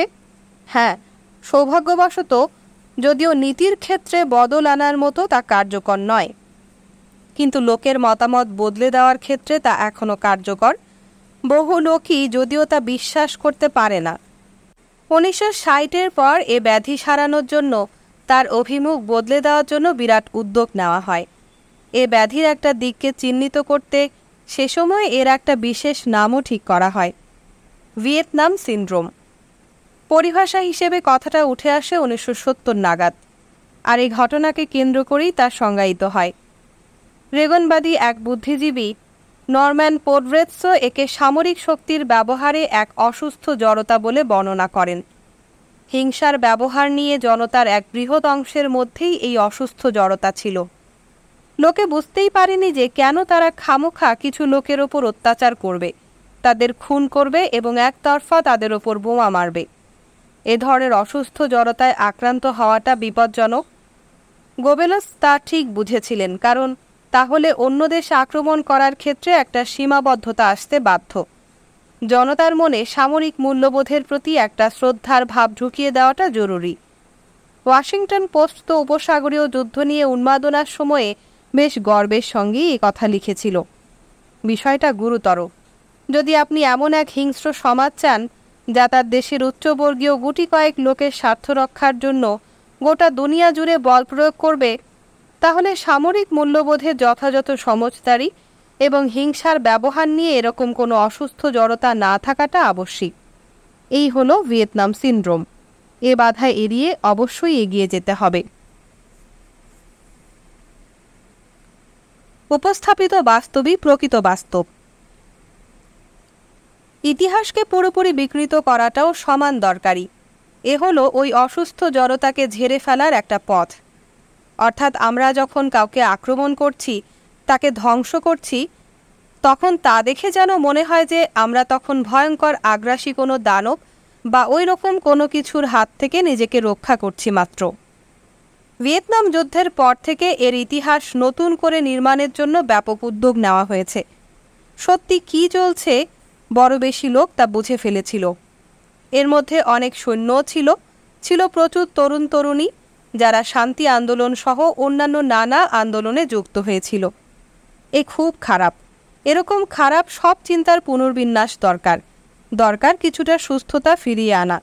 অর্থাৎ আমরা যা করছি তা ঠিকই করছি এবং তার উদ্দেশ্য খুব মহৎ। দরকার এই স্বীকৃতি। যদি আমরা দক্ষিণ ভিয়েতনামে বোমাবর্ষণ করে থাকি, তবে তা করেছি অন্যের হাত থেকে সে দেশটাকে রক্ষা করার জন্যে। অন্যের হাত থেকে মানে দক্ষিণ ভিয়েতনামীদের হাত থেকেই নিশ্চয়ই, কারণ তখন সেখানে আর কেউ ছিল না। দক্ষিণ ভিয়েতনামে অভ্যন্তরীণ আগ্রাসনের বিরুদ্ধে আত্মরক্ষা, কেনেডির বুদ্ধিজীবীরা এ কথাই তখন বলেছিল। অ্যাডলে স্টিভেনসন ও অন্যান্যরা ঠিক এ কথাটাই তখন ব্যবহার করেছিল। এ ছবিটাই সর্বজনের বোধগম্য ও সরকারি করে তোলার দরকার ছিল। তা এতে কাজও হয়েছিল চমৎকার। গণমাধ্যম ও শিক্ষা ব্যবস্থার উপর আপনার নিয়ন্ত্রণ যখন অখণ্ড এবং মেধা যখন প্রচলিত ধারার অনুসারী, তখন তা সম্ভবও। এর একটা ইঙ্গিত পাওয়া যায় সাম্প্রতিক উপসাগরীয় সংকটের প্রতি লোকের মনোভাব নিয়ে ম্যাসাচুসেট বিশ্ববিদ্যালয়ের করা একটা সমীক্ষা থেকে। সমীক্ষাটা ছিল টেলিভিশন দেখার সময়কার মনোভাব আর বিশ্বাসের ধরন নিয়ে। সেখানে একটা প্রশ্ন ছিল, ভিয়েতনাম যুদ্ধে মোট কতজন ভিয়েতনামী মারা গেছেন বলে আপনার মনে হয়? আজকের আমেরিকানদের পক্ষ থেকে গড় উত্তর ছিল 1 লাখ। সরকারি সংখ্যাটা হলো প্রায় 20 লাখ। প্রকৃত সংখ্যাটা সম্ভবত 30 বা 40 লাখ। সমীক্ষাটা যারা করেছিলেন এরপর তারা একটা যৌক্তিক প্রশ্ন তুলেছেন। আজ যদি আপনি কোনো জার্মানের কাছে জানতে চান যে হলোকাস্টে কতজন ইহুদি মারা গিয়েছিল, আর সে বলে যে সংখ্যাটা 3 লাখ, তবে জার্মান রাজনৈতিক সংস্কৃতি সম্পর্কে আমাদের ধারণা কি হবে? জার্মানদের রাজনৈতিক সংস্কৃতি সম্পর্কে এর থেকে আমরা কি বুঝব? তারা এ প্রশ্নের কোনো উত্তর দেননি, কিন্তু আপনি প্রশ্নটাকে ধরে এগোতে পারেন। এরকম ভুল ধারণা থেকে আমরাই বা নিজেদের সংস্কৃতি সম্পর্কে কি বুঝি? বুঝি অনেক কিছু। বুঝি যে সামরিক শক্তির ব্যবহার নিয়ে অসুস্থ জড়তা ও অন্যান্য সব গণতান্ত্রিক বিচ্যুতি আমাদের অতিক্রম করা দরকার। আগের ঘটনায় এতে কাজ হয়েছিল। প্রত্যেকটা ঘটনার ক্ষেত্রেই এ কথা সত্যি। ইচ্ছে মতো যে কোনো একটা ঘটনা বাছুন, মধ্যপ্রাচ্য, আন্তর্জাতিক সন্ত্রাস, মধ্য আমেরিকা, ঘটনা যাই হোক, জনতার চোখে দুনিয়ার যে ছবি তুলে ধরা হচ্ছে তার সঙ্গে বাস্তবের সম্পর্ক অতি ক্ষীণ। মিথ্যের প্রাসাদের ওপর মিথ্যের আরও প্রাসাদ তৈরি করে তার নিচে বিষয় সত্যকে কবর দেওয়া হয়েছে। স্বাধীনতার শর্তে গণতন্ত্রের বিপদ নিবারণ করার দিক থেকে এ সমস্তই দারুণ সফল।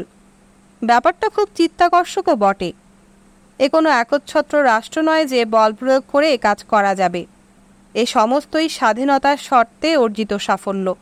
যদি আমরা আমাদের আপন সমাজকে বুঝতে চাই, তবে এ সমস্ত ঘটনা নিয়ে আমাদের ভাবতে হবে। এ সবই গুরুতর ঘটনা। গুরুতর তাদের কাছে যারা কী ধরনের সমাজে তারা বাস করছে তা নিয়ে অন্তত ভাবতে চান। বিরোধিতার সংস্কৃতি। এতদ সত্ত্বেও বিরোধিতার সংস্কৃতি বেঁচে আছে।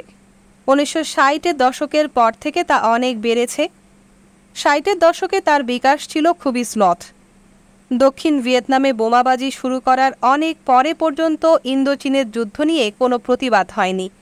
অবশেষে যখন তা শুরু হলো, তখনও বিরোধিতার এ আন্দোলন খুবই ক্ষীণ। ছাত্রই বেশি, বাদবাকিরাও কম বয়সী। 1970-এর দশকের মধ্যে তার ব্যাপক পরিবর্তন ঘটে। সে সময়ে জনপ্রিয় নানান উল্লেখযোগ্য আন্দোলন গড়ে ওঠে। পরিবেশ আন্দোলন, নারীবাদী আন্দোলন, পরমাণু অস্ত্রবিরোধী আন্দোলন এবং ইত্যাদি। 1980-র দশকে এ ধরনের সংহতি আন্দোলন আরও বড় আকারে ছড়িয়ে পড়ে। বিরোধিতার মার্কিন ইতিহাসে তো বটেই, এমনকি হয়তো বিশ্ব ইতিহাসেও যা নতুন ও খুবই গুরুত্বপূর্ণ। এ সমস্ত আন্দোলন শুধু প্রতিবাদ করে সরে যায়নি, বরং দুনিয়ার অন্যত্র আত্মনিপীড়িত জনগণের সঙ্গে নিজেকে যুক্ত করেছে, অনেক সময় বেশ গভীরভাবে। এর থেকে তারা নিজেরা যেমন বহু কিছু শিখেছে, তেমনি আমেরিকার মূলধারার সংস্কৃতিও এর প্রভাবে কিছুটা সভ্য হয়েছে। আর এ সমস্তই এক বিরাট পার্থক্য গড়ে দিয়েছে। এ ধরনের কাজের সঙ্গে বহু বছর ধরে যুক্ত প্রত্যেকে নিশ্চয়ই তা জানেন। আমি নিজেই জানি যে জাতের বক্তৃতা আজ আমি মধ্য জর্জিয়া বা গ্রামীণ কেন্টাকির মতো এদেশের সবচেয়ে প্রতিক্রিয়াশীল সব অঞ্চলে দিচ্ছি, শান্তি আন্দোলনের তুঙ্গ পর্যায়েও সবচেয়ে সক্রিয় শান্তি আন্দোলনের শ্রোতাদের সামনে তা আমি বলতে পারতাম না। এখন আপনি যে কোনো জায়গায় এসব কথা বলতে পারেন। লোকে সেসবের সঙ্গে একমত হতে বা না হতে পারে, কিন্তু এখন তারা অন্তত এটুকু বোঝে যে আপনি কি বলতে চাইছেন, এবং এমন একটা জায়গা অন্তত তৈরি হয়েছে যার ওপর দাঁড়িয়ে আপনি খানিকটা সওয়াল করতে পারেন। যাবতীয় প্রচার সত্ত্বেও, চিন্তাকে বশে আনার ও সম্মতি তৈরির যাবতীয় প্রচেষ্টা সত্ত্বেও এসবই সভ্যতার প্রভাব। এত কিছু সত্ত্বেও লোকে চিন্তা করার দক্ষতা ও তলিয়ে ভাবার ইচ্ছে বর্জন করেনি। ক্ষমতার ব্যাপারে তাদের সন্দেহ জেগে উঠেছে। আরও বহু ব্যাপারে দৃষ্টিভঙ্গির পরিবর্তন হয়েছে। হয়তো তার গতি মন্থর, হয়তো নিথর তার চলন, কিন্তু তবু তাকে ধরা ছোঁয়া যায়, আর সেটা গুরুত্বপূর্ণ। গোটা দুনিয়ায় যা ঘটছে সেখানে লক্ষণীয় পার্থক্য ঘটানোর পক্ষে তার গতি যথেষ্ট কি না সেটা অবশ্য অন্য প্রশ্ন। পরিচিত একটা উদাহরণই নেওয়া যাকের। বিখ্যাত লিঙ্গ ব্যবধানের কথাই ধরুন। 1960-এর দশকে সামরিক গুণ ও সামরিক শক্তির ব্যবহার নিয়ে অসুস্থ জড়তা সম্পর্কে নারী পুরুষের মনোভাব ছিল একই। অর্থাৎ 60-এর দশকের প্রথম দিকে নারী পুরুষের কেউই এ জাতীয় অসুস্থ জড়তায় ভুগত না। এ নিয়ে তাদের প্রতিক্রিয়া ছিল একই। প্রত্যেকে ভাবত যে অন্যত্র জনতাকে দমন করার জন্য হিংসার প্রয়োগে কোনো ভুল নেই। সময়ের সঙ্গে সঙ্গে এ মনোভাব পাল্টেছে। কোথাও এই অসুস্থ জড়তা কমেনি, বরং তা বেড়েছে। কিন্তু ইতিমধ্যে অন্য একটা ব্যবধানও বেড়েছে, এবং এখন তা রীতিমতো বড়সড় ব্যবধানে গিয়ে দাঁড়িয়েছে। সমীক্ষা অনুযায়ী তার মান প্রায় 25%। এর মধ্যে তাহলে কি এমন ঘটল? যা ঘটেছে তা হলো এর মধ্যেই আধা সংগঠিত এক ধরনের জনপ্রিয় আন্দোলন গড়ে উঠেছে, যার সঙ্গে মহিলারা যুক্ত। আমি বলতে চাইছি নারীবাদী আন্দোলনের কথা। সংগঠনের একটা প্রভাব তো আছেই। এর অর্থ আপনি আবিষ্কার করছেন যে আপনি আর একা নন, আপনার মতো অনেকে একই কথা ভাবছে। এই সূত্রে আপনি আপনার চিন্তার জগৎকে আরও জোরদার করতে পারছেন, এবং আপনি যা ভাবছেন বা যা বিশ্বাস করছেন সে বিষয়ে এই সূত্রেই আরও জানতে পারছেন। এ সমস্ত এমনিতেই খুব প্রথাহীন সংগঠন, ঠিক চিরাচরিত সদস্য সংগঠনের মতো নয়। মেজাজ বা মর্জিটাই এখানে বড় কথা, পারস্পরিক লেনদেনটাই মুখ্য। এখন এর একটা লক্ষণীয় প্রভাবও আছে, এই হচ্ছে গণতন্ত্রের বিপদ। একবার যদি এই সব সংগঠন গড়ে উঠতে পারে, লোকে যদি শুধু টিভির পর্দায় চোখ রেখে বসে না থাকে, তাহলেই লোকের মাথায় উদ্ভট চিন্তা খেলবে। যেমন এই সামরিক শক্তির ব্যবহার নিয়ে অসুস্থ জড়তা ইত্যাদি তৈরি হবে। কিন্তু তাহলে তো চলবে না, তা পেরিয়ে এগোতে হবে। কিন্তু কথা হচ্ছে তা এখনও পেরিয়ে এগোনো যায়নি। শত্রুদের কুচকাওয়াজ। আগের যুদ্ধ নিয়ে কথা বলার চেয়ে আমি বরং পরের যুদ্ধটা নিয়ে কিছু বলি, কারণ কখনো কখনো নিছক প্রতিক্রিয়া দেখানোর চেয়ে প্রস্তুতি নেওয়া অনেক বেশি জরুরি। সম্প্রতি মার্কিন যুক্তরাষ্ট্রে খুব লক্ষণীয় একটা ব্যাপার ঘটছে। দুনিয়ায় এই প্রথম দেশ নয় যেখানে এমন হচ্ছে। দেশের ভেতরে সামাজিক অর্থনৈতিক সমস্যা ক্রমেই বাড়ছে, হয়তো তা বিপর্যয়ের দিকে চলেছে। ক্ষমতায় যারা আছেন এ নিয়ে কিছু করার ইচ্ছে নেই তাদের। আপনি যদি প্রশাসনের গত 10 বছরের অভ্যন্তরীণ কর্মসূচির খতিয়ানটা একবার দেখেন, আমি এর মধ্যে গণতান্ত্রিক বিরোধিতার কথাও বাদ দিচ্ছি না, তাহলে দেখবেন যে স্বাস্থ্য ও শিক্ষা, গৃহহীনতা ও কর্মহীনতা, অপরাধ ও অপরাধীর সংখ্যা বৃদ্ধি, কারাগার, শহরের ভেতরে অবস্থার অবনতি ইত্যাদির মতো ভয়াবহ সব সমস্যা নিয়ে কি করা যায় সে ব্যাপারে কোনো ভাবনা বা প্রস্তাবের বালাই নেই। এ সমস্ত সকলেরই জানা, আর অবস্থা যে ক্রমশ আরও খারাপ হচ্ছে তাও জানা। জর্জ বুশ ক্ষমতায় আসার 2 বছরের মধ্যে আরও 30 লাখ শিশু দারিদ্র্যসীমা পেরিয়ে গেছে। ঋণের পরিমাণ বাড়ছে, শিক্ষার মান কমছে। প্রকৃত মজুরি অধিকাংশের ক্ষেত্রে সেই 1950-এর শেষ দিকের স্তরে ফিরে গেছে, অথচ এ ব্যাপারে কেউ কিছু করছে না। এই পরিস্থিতিতে হতবুদ্ধি পশুদলের চোখ অন্যদিকে ঘুরিয়ে দিতে হবে, কারণ এসব যদি চোখে পড়তে শুরু করে তাহলে এসব তাদের পছন্দ নাও হতে পারে, যেহেতু এসবের ফলে কষ্ট পাচ্ছে তারাই। শুধু সুপার বোল আর সিটকম দেখার ব্যবস্থা তাদের পক্ষে যথেষ্ট না হতে পারে। অতএব জবরদস্তি তাদের মনে আপনাকে শত্রুর ভয় ঢুকিয়ে দিতে হবে। 1930-এর দশকে যেমন হিটলার তাদের মনে জোর করে ইহুদি আর জিপসিদের ভয় ঢুকিয়ে দিয়েছিল, আর আত্মরক্ষার জন্য তাদের গুড়িয়ে দিতে হয়েছিল, এ বাবদে আমাদেরও নানান উপায় আছে। গত 10 বছরে 1 বা 2 বছর পরপরই এজন্য একটা করে বড়সড় দৈত্য তৈরি করতে হয়েছে, যার হাত থেকে কিনা আমাদের আত্মরক্ষা করাটা জরুরি। তার মধ্যে সহজলভ্য একটা তো বারবারই ব্যবহৃত হয়েছে, রুশিদের বিরুদ্ধে সবসময় আত্মরক্ষার ধুয়ো তুলতে পারা যেত, কিন্তু শত্রু হিসেবে তাদের আকর্ষণ এখন কমে গেছে। তাদের ব্যবহার করাও তাই কঠিন হয়ে পড়েছে। ফলে আবার কোনো একটা শত্রু নতুনভাবে বানিয়ে তারপর তাদের সামনে দেখানো দরকার। এখন প্রকৃতপক্ষে কোন শত্রু আমাদের তাড়িয়ে নিয়ে বেড়াচ্ছে ঠিক করে তা বলতে না পারার জন্য জর্জ বুশকে লোকে অযথাই সমালোচনা করছে। এই খুব অন্যায়। 1980-র দশকের মধ্যপর্বের ঠিক আগে ঘুমানোর সময় একটাই রেকর্ড বাজিয়ে দিয়ে চলত, ওই রুশিরা আসছে। কিন্তু সে রেকর্ড তিনি এখন হারিয়ে ফেলেছেন, ফলে নতুন কিছু দিয়ে সে ফাঁক তাকে ভরাতে হবে। রেগনের জনসংযোগের যন্ত্রপাতির ঠিক যা করেছিল 1980-র দশকে, তো তৈরি হলো আন্তর্জাতিক সন্ত্রাসবাদ, নিষিদ্ধ মাদক পাচারের দল, ক্ষিপ্ত আরব আর নয়া হিটলার সাদ্দাম হোসেন, সারা দুনিয়াকে যারা পদানত করতে উদ্যত। একের পর এক তারা আসতেই থাকে। আপনি জনগণকে ভয় দেখান, সন্ত্রস্ত করে তোলেন, শাসান আর এমনভাবে চোখ রাঙাতে থাকেন যে তারা ঘর ছেড়ে বাইরে বেরোতে ভয় পায় এবং আতঙ্কে জড়সড় হয়ে থাকে। এরপর আপনি গ্রেনাদা, পানামা বা প্রতিরক্ষাহীন ওইরকম কোনো তৃতীয় বিশ্বের সেনাবাহিনীর বিরুদ্ধে দারুণভাবে যেতেন, পলক ফেলার আগেই যাদের আপনি ধুলোয় মিশিয়ে দিতে পারেন। আর সত্যি সত্যি তাই ঘটে, এতে স্বস্তি ফেরে। ওহ, একদম শেষ মুহূর্তে আমরা রক্ষা পেয়ে গেছি। এ হলো অনেক উপায়ের একটা, যা দিয়ে হতবুদ্ধি ওই পশুর দল তাদের চারপাশের ঘটনায় যাতে মন না দেয়, আপনি তার ব্যবস্থা করতে পারেন। অন্যদিকে তাদের নজর ঘুরিয়ে দিয়ে তাদের নিয়ন্ত্রণ করতে পারেন। এরপরে খুব সম্ভবত আসছে কিউবা। তার জন্য দরকার এক বেআইনি অর্থনৈতিক লড়াই জারি রাখা। আরও দরকার এক অসাধারণ আন্তর্জাতিক সন্ত্রাসবাদের পুনরুত্থান ঘটা। আন্তর্জাতিক সন্ত্রাসবাদের এ যাবৎ সবচেয়ে মারাত্মক ঘটনাটা সংঘটিত করে কেনেডি প্রশাসন। কিউবার বিরুদ্ধে সেই অপারেশন মঙ্গোস বা নেউল কাণ্ডের পর ঘটনা তার নিজের পথ ধরেই এগিয়েছে। আপনি যদি একে সন্ত্রাসবাদ বলে ধরেন, তাহলে নিকারাগুয়ার বিরুদ্ধে যুদ্ধের ঘটনা ছাড়া এর সঙ্গে ক্ষীণতমভাবেও তুলনীয় কোনো ঘটনা পাবেন না। বিশ্ব আদালত এই ঘটনাকে প্রায় আগ্রাসন বলে চিহ্নিত করেছে। এক্ষেত্রে সবসময়ই প্রথমে একটা আদর্শগত আক্রমণ শানানো হয়, যার থেকে এক কাল্পনিক দৈত্য তৈরি হয়। তারপর তাকে চূর্ণ করার লক্ষ্যে প্রচার চলে। যদি তাদের যুদ্ধ করার ক্ষমতা থাকে, তাহলে আর আপনি এগোবেন না। সে বড় বিপজ্জনক। কিন্তু যদি নিশ্চিত হওয়া যায় যে তাকে মেরে একেবারে গুড়িয়ে দেওয়া যাবে, তাহলে অবশ্য আমরা তা করতে পারি এবং আরও একবার স্বস্তির নিঃশ্বাস ফেলতে পারি। নির্বাচিত পরিপ্রেক্ষিত। কিছুদিন ধরেই এ জিনিস চলছে।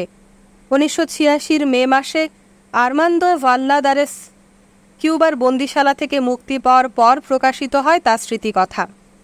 সঙ্গে সঙ্গেই গণমাধ্যমে তা আলোচনার বিষয়ে পরিণত হয়। তার থেকে কিছু উদ্ধৃতি দেই। গণমাধ্যম তার এই উদ্ঘাটনকে বর্ণনা করে এইভাবে: কাস্ট্রো অত্যাচার ও কারাগারের যে ব্যাপক ব্যবস্থা দিয়ে তার রাজনৈতিক বিরোধীদের শাস্তি দেন ও তাদের নিশ্চিহ্ন করেন, এ হলো তার সুনির্দিষ্ট বিবরণ। পাশবিক কারাগার, অমানবিক অত্যাচার এবং এ শতকের আরও এক গণহত্যাকারীর অধীনে রাষ্ট্রীয় সন্ত্রাসের এ এক অনুপ্রাণিত ও স্মরণীয় বিবরণ। আর অন্তত এ বই থেকে আমরা জানতে পারি যে কিউবা নামে এক নরকে যেখানে ভাল্লাদারেস থাকতেন, সেখানে ওই গণহত্যাকারী এমন এক নব্য স্বেচ্ছাচারের জন্ম দিয়েছেন, যা সামাজিক নিয়ন্ত্রণের কৌশল হিসেবে অত্যাচারকে প্রায় এক প্রতিষ্ঠানে পরিণত করেছে। এসব হলো ওয়াশিংটন পোস্ট এবং নিউ ইয়র্ক টাইমসে এই বইয়ের পুনরাবৃত্ত পর্যালোচনা থেকে নেওয়া। ফিদেল কাস্ট্রো সেখানে এক স্বেচ্ছাচারী গুন্ডা হিসেবে বর্ণিত। এ বইতে তার নৃশংসতা এত তর্কাতীতভাবে উদ্ঘাটিত হয়েছে যে এরপর নিতান্ত লঘু মস্তিষ্ক ও শীতল রক্তের পশ্চিমী বুদ্ধিজীবীরাই এই স্বেচ্ছাচারী শাসককে সমর্থন করবেন। এ কথা ওয়াশিংটন পোস্টের। মনে রাখবেন যে মাত্র একজন লোকের জীবনে যা ঘটেছে এ হলো তার বিবরণ। ধরে নেওয়া যাক যে এ সব কথাই সত্যি। যিনি বলছেন যে তিনি অত্যাচারিত হয়েছেন, তার ক্ষেত্রে ঠিক কী ঘটেছিল তা নিয়ে কোনো প্রশ্ন করছি না।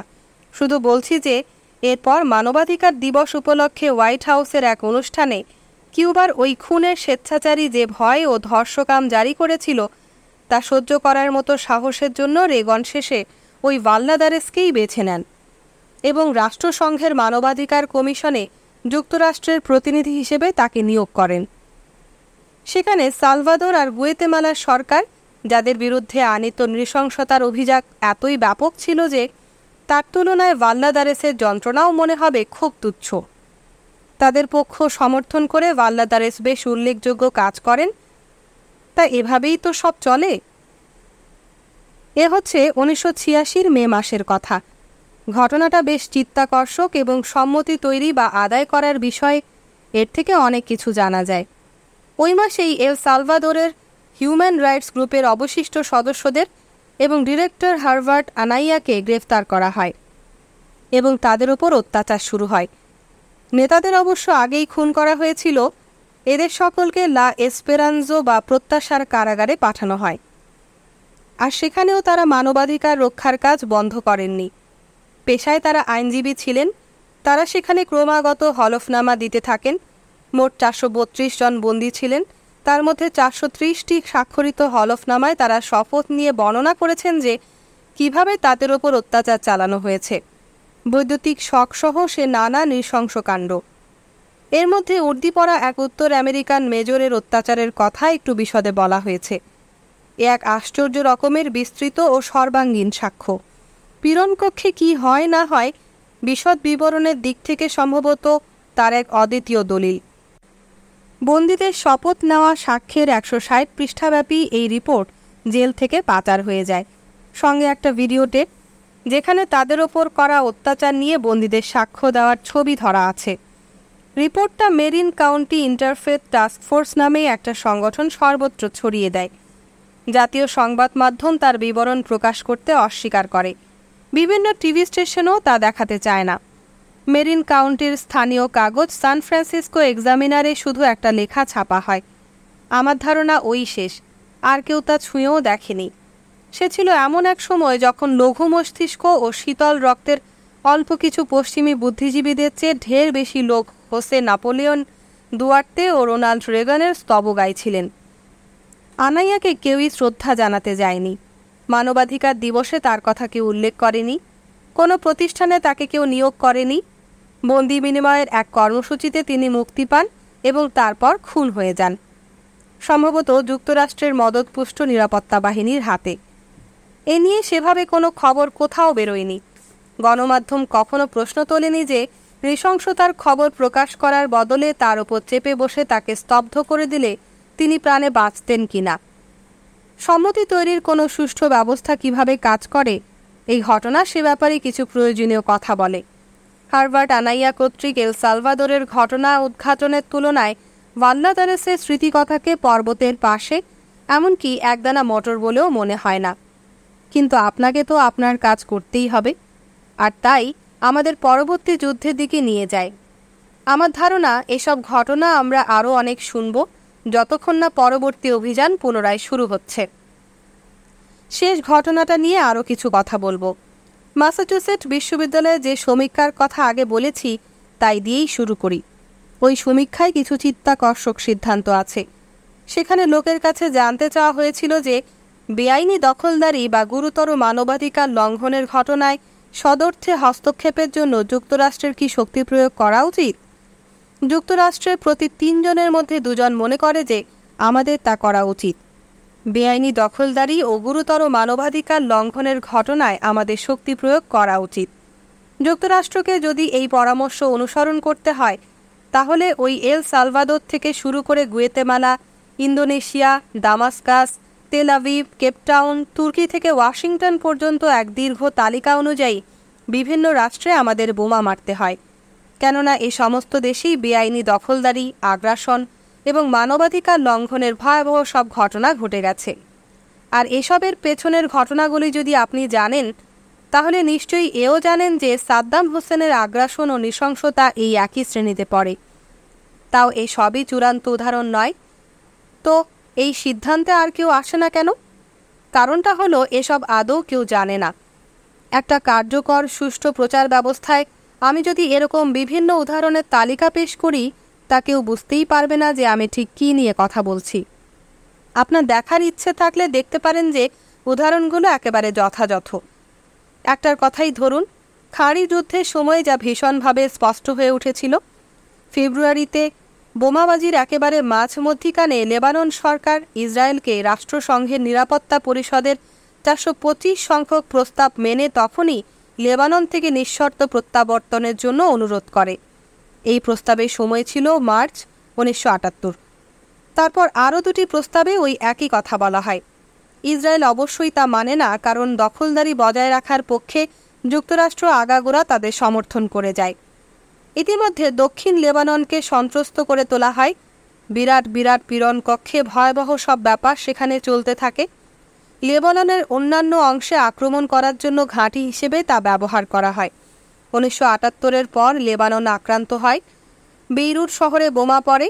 20,000-এর মতো লোককে খুন করা হয়, যার প্রায় 80%ই ছিল সাধারণ নাগরিক।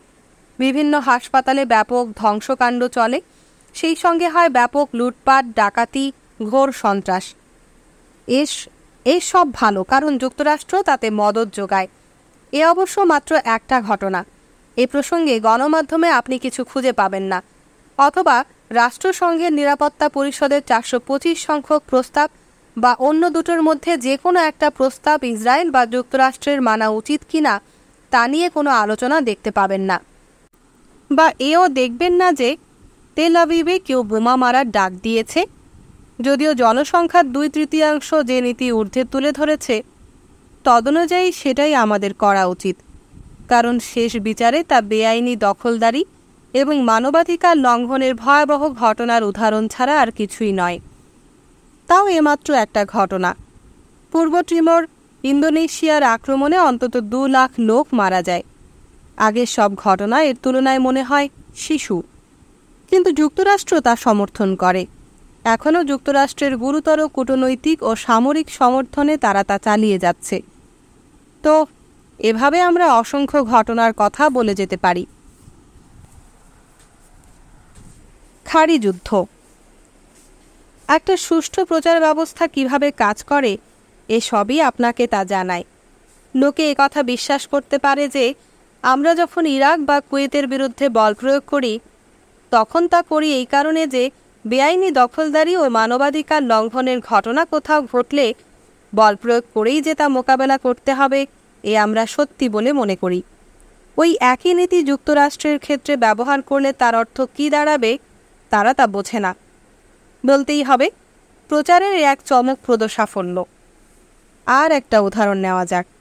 1990-এর অগাস্টের পর থেকে যুদ্ধের খবর আপনি যদি একটু খুঁটিয়ে দেখেন, তো দেখবেন সেখানে গুরুতর বেশ কিছু কণ্ঠস্বর সম্পূর্ণ অনুপস্থিত। যেমন ধরুন, ইরাকে একটা গণতান্ত্রিক বিরোধী শক্তি আছে যা খুবই সাহসী এবং বেশ উল্লেখযোগ্য। তাদের অবশ্য কাজ করতে হয় নির্বাসনে থেকে, কারণ ইরাকে তাদের পক্ষে টিকে থাকা অসম্ভব। মূলত তারা আছেন ইউরোপে। তাদের কেউ ব্যাংকার, কেউ ইঞ্জিনিয়ার, কেউ স্থপতি। তাদের গলায় স্বর আছে, তারা কথা বলতে পারেন এবং তারা তা বলেনও। গত ফেব্রুয়ারিতে সাদ্দাম হোসেন যখন জর্জ বুশের প্রিয় বন্ধু ও ব্যবসার অংশীদার ছিলেন, ইরাকি গণতান্ত্রিক বিরোধীদের কথানুযায়ী ইরাকে সংসদীয় গণতন্ত্র প্রতিষ্ঠার জন্য তাদের দাবির প্রতি খানিকটা সমর্থনের অনুরোধ নিয়ে তারা ওয়াশিংটনে পর্যন্ত এসেছিলেন। তা তাদের স্রেফ হটিয়ে দেওয়া হয়, কারণ যুক্তরাষ্ট্রের তাতে কোনো আগ্রহ ছিল না। প্রকাশ্য নথিতে এর কোনো প্রতিক্রিয়া কোথাও চোখে পড়েনি। অগস্টের পর থেকে তাদের অস্তিত্ব অস্বীকার করা একটু কঠিন হয়ে পড়ে। বহু বছর সমর্থন করে আসার পর ওই অগস্টেই আমরা হঠাৎ করে সাদ্দাম হোসেনের বিরোধিতা করতে শুরু করি। ইরাকের গণতান্ত্রিক বিরোধীদের এ নিয়ে নিশ্চিত কিছু বলার আছে। সাদ্দাম হোসেনকে টেনে নামালে বা তাকে তুলোধনা করলে তাদের তো খুশি হওয়ারই কথা। তাদের ভাইদের খুন করেছে সাদ্দাম, বোনেদের ওপর অত্যাচার করেছে এবং তাদের দেশ ছেড়ে পালাতে বাধ্য করেছে। রোনাল্ড রেগান আর জর্জ বুশ যতটা সময় সাদ্দামকে স্রেফ লালন করে গেছেন, ঠিক সে সময় তারা সাদ্দামের স্বেচ্ছাচারের বিরুদ্ধে অবিরাম লড়াই করেছেন। তাদের সেই কণ্ঠস্বর কোথায়? জাতীয় গণমাধ্যমে সর্বত্র খুঁজে একবার দেখুন যে অগস্ট 1990 থেকে 91-এর মার্চ পর্যন্ত তাদের সম্পর্কে কতটুকু খবর আপনি সেখানে খুঁজে পান। একটা শব্দও পাবেন না। এমন নয় যে তারা চুপ করেছিলেন, বিবৃতি দিয়েছেন, প্রস্তাব এনেছেন, আহ্বান জানিয়েছেন ও দাবি সনদ পেশ করেছেন। সেসব যদি আপনি দেখেন তো দেখবেন যে আমেরিকার শান্তি আন্দোলনের বিবৃতি, প্রস্তাব বা দাবির থেকে তার খুব কিছু পার্থক্য নেই। তারা সাদ্দামের বিরোধী এবং ইরাকের বিরুদ্ধে যুদ্ধেরও বিরোধী। তারা চান না যে তাদের দেশ একেবারে ধ্বংস হয়ে যাক। তারা এই বিরোধের একটা শান্তিপূর্ণ সমাধান চান এবং এও ভালো করে জানেন যে সেটা কিছু অসম্ভব নয়। কিন্তু এ ধারণা ভুল, ফলে তারা একেবারে বরবাদ। ইরাকি গণতান্ত্রিক বিরোধীদের সম্পর্কে তাই একটি কথাও আমরা কোথাও শুনতে পাই না। তাদের সম্পর্কে জানতে চাইলে আপনাকে হয় জার্মান নয়তো ব্রিটিশ সংবাদ মাধ্যমে শরণ নিতে হবে। ওরা যে তাদের সম্পর্কে খুব বেশি কিছু বলে তা নয়, তবে আমাদের চেয়ে ওদের ওপর নিয়ন্ত্রণ কম বলে তাও সামান্য কিছু অন্তত সেখানে মেলে। প্রচারের এক চমকপ্রদ সাফল্য।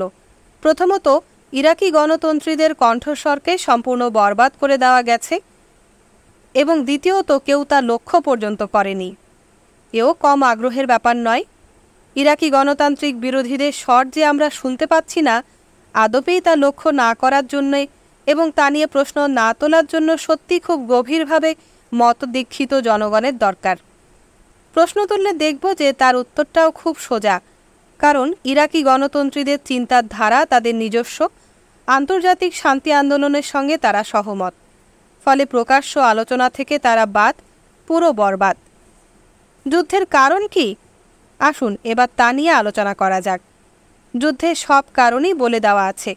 কারণ হলো, আগ্রাসককে পুরস্কৃত করা যায় না, বরং চকিত হিংসায় আগ্রাসনের মুখ উল্টো দিকে ঘুরিয়ে দিতে হয়। এই নাকি যুদ্ধের কারণ। অন্য আর কোনো কারণ সামনে আনা হয়নি।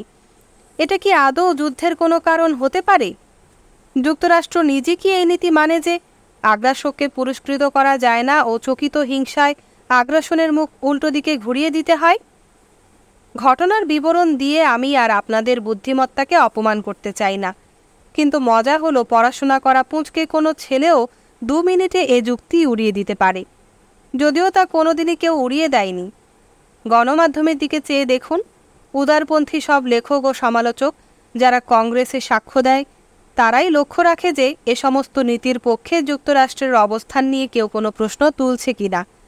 যুক্তরাষ্ট্র কি পানামার ওপর তার নিজের আক্রমণের বিরোধিতা করেছিল এবং আক্রমণের মুখ উল্টো দিকে ঘুরিয়ে দেওয়ার জন্য ওয়াশিংটনে বোমা মারার দাবি জানিয়েছিল?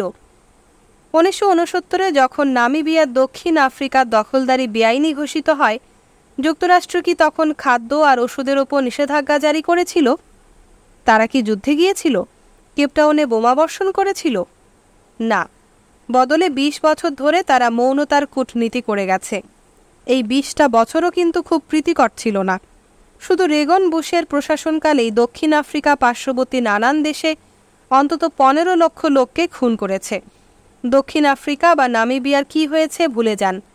কোনো কারণে আমাদের আত্মাকে তা দগ্ধ করে না। আমরা আমাদের মৌনতার কূটনীতি ঠিক চালিয়ে গেছি এবং আগ্রাসকদের প্রভূত পুরস্কার দিয়ে আমাদের দায়িত্ব শেষ করেছি। নামিবিয়ায় আমরা তাদের একটা প্রধান বন্দর ছেড়ে দিয়েছি এবং নিরাপত্তার ব্যাপারে তাদের ব্যাপক সুবিধে করে দিয়েছি। কোথায় গেল সেসব নীতি? যুদ্ধে যাওয়ার ওসব যে কোনো কারণ নয়, তা দেখানো আবারও ওই ছেলে খেলা হবে, কারণ আমরা এসব নীতি নিয়ে মোটেই মাথা ঘামাই না। কিন্তু ওই ছেলে খেলাটুকু পর্যন্ত কেউ করেনি, আর এক্ষেত্রে সেটাই গুরুত্বপূর্ণ। আর এর থেকে সহজেই যে কথাটা বলা যায়, চোখে আঙুল দিয়ে কেউ তা দেখানোরও চেষ্টা করেনি। কথাটা এই যে যুদ্ধে যাওয়ার কোনো কারণ দেখানো হয়নি। একটা কারণও না, এমন একটাও কারণ দেখানো হয়নি যা পুঁচকে একটা ছেলে 2 মিনিটেই উড়িয়ে দিতে পারবে না। এ হলো আবারও ওই আগমার্কা একচ্ছত্র সংস্কৃতির চিহ্ন। তাই এসব জেনে আমাদের আতঙ্কিত হওয়া উচিত যে আমরা এতটাই গভীরভাবে একচ্ছত্র রাষ্ট্রচিন্তার অনুগামী যে কোনো কারণ না দেখিয়েই আমাদের যুদ্ধে খেদানো যায়। লেবাননের অনুরোধের কথাটা বিবেচনা করা তো দূরের কথা, কেউ তা খেয়াল পর্যন্ত করে না। এ খুব লক্ষণীয় ঘটনা। বোমাবাজি শুরুর ঠিক আগে জানুয়ারির মাঝামাঝি ওয়াশিংটন পোস্ট আর এবিসির এক গুরুত্বপূর্ণ সমীক্ষায় কিছু চিত্তাকর্ষক তথ্য জানা যায়।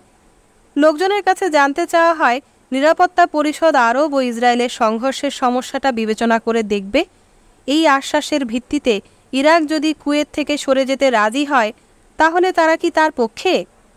প্রতি 3 জনের মধ্যে 2 জন জানায় যে তারা এর পক্ষে। ইরাকি গণতন্ত্রীরা সমেত গোটা দুনিয়াই এর পক্ষে। ফলে এই সমীক্ষার প্রতিবেদনে বলা হয় যে 2/3 আমেরিকান এই সমঝোতা সূত্রের পক্ষে। এখন ঘটনাচক্রে যারা এর পক্ষে, সম্ভবত তারা দুনিয়ায় একা, কারণ কোনো সংবাদপত্রে তারপর কেউ বলেনি যে বাহ, এ তো খুব ভালো কথা। ওয়াশিংটনের নির্দেশ ছিল আমরা এই সংযুক্তির বিরোধী, অর্থাৎ এই কূটনীতির বিরোধী। ফলে প্রত্যেকে নির্দেশ মতো কুচকাওয়াজ করে চলেছে এবং প্রত্যেকেই কূটনীতির বিরোধী। খবরের কাগজে এ নিয়ে কোনো লেখা খুঁজে বার করার চেষ্টা করুন। লস অ্যাঞ্জেলেস টাইমসে অ্যালেক্স ককবার্নের একটা লেখা আপনি পাবেন, যেখানে তিনি বলেছেন এ একটা ভালো প্রস্তাব। ওই প্রশ্নের যারা উত্তর দিয়েছিলেন এরপর তো ভাবতে বাধ্য যে ও, আমি তাহলে একা। কিন্তু কি জানি, আমি তো এভাবেই ভাবি। এখন ধরুন তারা জানলেন যে তারা মোটেই একা নন। ইরাকি গণতন্ত্রীদের মতো আরও অনেকে এরকম ভাবে। ধরুন তারা জানলেন যে এই প্রশ্ন আদৌ কল্পিত নয়, সত্যি ইরাক ঠিক এরকম একটা প্রস্তাব দিয়েছিল। যুক্তরাষ্ট্রের উচ্চপদস্থ সরকারি সব লোক ঠিক 8 দিন আগে একথা জানিয়েছেন। 2 জানুয়ারি সরকারি লোকেরা এক ইরাকি প্রস্তাব প্রকাশ করেছেন, যাতে ইরাক রাষ্ট্রসংঘের নিরাপত্তা পরিষদে আরব ও ইসরায়েলের সংঘর্ষ এবং গণবিধ্বংসী অস্ত্রের সমস্যা নিয়ে বিবেচনার আশ্বাসে কুয়েত থেকে পুরোপুরি সরে আসার কথা বলেছে। কুয়েত আক্রমণের বহু আগে থেকে যুক্তরাষ্ট্র এ নিয়ে আলোচনার প্রস্তাব প্রত্যাখ্যান করে আসছে। ধরুন, লোকে জানল যে প্রস্তাবটা সত্যি আলোচনার টেবিলে আছে এবং তা ব্যাপকভাবে সমর্থিত। শান্তিপ্রিয় যে কোনো যুক্তিবাদী লোক এক্ষেত্রে এছাড়া আর কিছু চাইবেন না। অন্যান্য ক্ষেত্রেও আমরা এই চাইব। একমাত্র অস্বাভাবিক কোনো ক্ষেত্রেই আমরা আগ্রাসনের মুখ উল্টো দিকে ঘুরিয়ে ধরার কথা ভাবতে পারি। ধরুন, এ সমস্তই জানা ছিল, তাহলে ঠিক কী হতো? এক্ষেত্রে আপনার মতো করে আপনি অনুমান করে নিতে পারেন, কিন্তু আমার ধারণা এ প্রস্তাবের পক্ষে সমর্থন সেক্ষেত্রে 2/3 থেকে অন্তত 98% পৌঁছত। এই হলো প্রচারের সাফল্য। এই সমীক্ষায় যারা প্রশ্ন মোতাবেক উত্তর দিয়েছেন, সম্ভবত তাদের একজনও এসবের কিছুই জানতেন না। লোকে ভেবেছে এ বাবদে তারা একা, আর সে কারণেই কোনো রকম বিরোধিতাহীন যুদ্ধের নীতিতে স্বচ্ছন্দে এগোনো গেছে। নিষেধাজ্ঞায় কোনো কাজ হবে কি না এ নিয়ে বিস্তর আলোচনা হয়েছে, এমনকি সিআইএর প্রধানও এ নিয়ে আলোচনা করেছেন। কিন্তু নিষেধাজ্ঞায় ইতিমধ্যে কোনো কাজ হয়েছে কি না অকাট্য এ প্রশ্ন নিয়ে কোনো আলোচনাই হয়নি। এর উত্তর হলো হ্যাঁ, আপাতত এতে কাজ হয়েছে। হয়তো অগাস্টের শেষে এবং সম্ভবত ডিসেম্বরের শেষেও এই সূত্রে কিছু কাজ হয়েছে। এখন এই ইরাকি প্রস্তাবের পেছনে অন্য কোনো উদ্দেশ্য ভেবে বার করা খুবই কঠিন। উচ্চপদস্থ মার্কিন আধিকারিকরা তা প্রামাণ্য বলে রায় দিয়েছেন, আলোচনার যোগ্য গুরুতর বিষয় বলে তাকে বর্ণনা করেছেন। তার কিছু কিছু তো তারাই প্রকাশ করেছেন। তাহলে মূল প্রশ্নটা হলো, নিষেধাজ্ঞায় কি ইতিমধ্যে কাজ হয়েছে? সমস্যার সমাধানে অন্য কোনো পথ কি খোলা ছিল? এমন কোনো পথ কি ছিল যা সাধারণ লোক, সমগ্রত এই দুনিয়া এবং ইরাকি গণতন্ত্রীদের কাছে গ্রহণীয়? এ সমস্ত প্রশ্ন নিয়ে কোনো আলোচনা হয়নি, আর এসব যাতে আলোচিত না হয়, কোনো সুষ্ঠু প্রচার ব্যবস্থায় সেটা দেখা খুব গুরুত্বপূর্ণ। রিপাবলিকান পার্টির জাতীয় কমিটির অধ্যক্ষ এ কারণেই কথা বলতে পারেন যে কোনো ডেমোক্র্যাট ক্ষমতায় থাকলে কুয়েত আজও মুক্ত হতো না। তিনি দিব্যি কথা বলতে পারলেন, আর কোনো ডেমোক্রেটই উঠে দাঁড়িয়ে কথা বলতে পারল না যে আমি যদি রাষ্ট্রপতি হতাম তাহলে আজ নয়, 6 মাস আগেই কুয়েত মুক্ত হতো, কারণ তখন তার সুযোগ ছিল আর আমি তার সদ্ব্যবহার করতাম। তার জন্য লক্ষ লক্ষ লোককে আমায় খুন করতে হতো না, প্রকৃতি পরিবেশও এই বিপর্যয় ঘটাতে হতো না। কোনো ডেমোক্রেট কথা বলতে পারেননি, কারণ কোনো ডেমোক্রেট এ অবস্থান নেননি। হেনরি গঞ্জালেস এবং বারবারা বক্সার নিয়েছিলেন, কিন্তু এ অবস্থানে যারা সত্যি পৌঁছেছিলেন তাদের সংখ্যা এত কম ছিল যে তাকে প্রায় অস্তিত্বহীনই বলা চলে। কোনো ডেমোক্রেট কথা বলার জায়গায় ছিলেন না বলেই ক্লেটন ইউটার এ বিবৃতি দিতে দ্বিধা করেননি। এদিকে ইসরায়েলে যখন স্কাট মিসাইল আছড়ে পড়ে, সংবাদ মাধ্যমে কেউ তখন হাততালি দেয়নি। সুষ্ঠু প্রচার ব্যবস্থার এও এক আকর্ষণের দিক। হয়তো আমরা জানতে চাইব, হ্যাঁ, কেন দেয়নি? সাদ্দাম হোসেনের যুক্তিও ছিল ঠিক জর্জ বুশের মতোই। কি ছিল সেসব? লেবাননের কথাই ধরা যাক। সাদ্দাম বলেছিলেন সংযুক্তি তিনি একদম সহ্য করতে পারেন না। নিরাপত্তা পরিষদের সর্বসম্মত চুক্তির বিরুদ্ধে হলেও ইসরায়েলের সঙ্গে সিরিয়ান গোলান হাইটস ও পূর্ব জেরুজালেমকে তিনি যুক্ত হতে দিতে পারেন না। সংযুক্তি তিনি সহ্য করতে পারেন না, আগ্রাসনও তার সহ্য হয় না।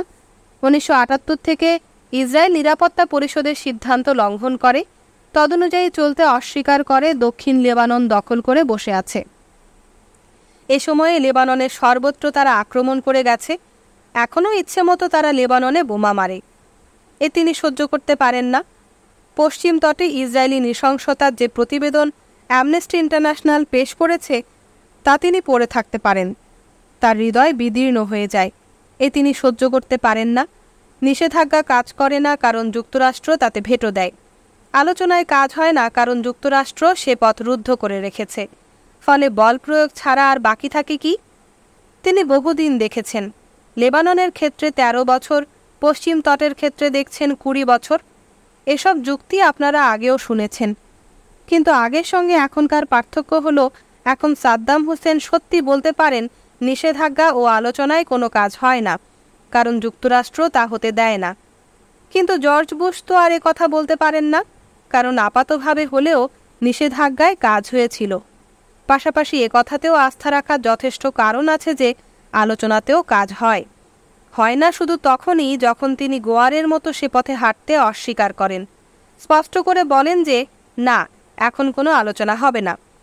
সংবাদপত্রে কাউকে কখনো দেখেছেন এ কথা বলতে? দেখেননি, কারণ এ খুব তুচ্ছ ব্যাপার। এমন একটা বিষয় যে পড়ালেখা করা পুঁচকে একটা ছেলেরও তা বুঝতে 1 মিনিটেরও বেশি লাগে না। কিন্তু কেউ এ কথা বলেনি, কোনো প্রতিবেদক বা কোনো সম্পাদকীয় লেখক এর উল্লেখ করেননি। আবারও বলি, এ হলো খুব কার্যকর একচ্ছত্র ব্যবস্থাধীন সংস্কৃতির লক্ষণ। এ থেকে এও বোঝা যায় যে সম্মতি তৈরি বা আদায়ের পদ্ধতিও দিব্যি কাজ করছে।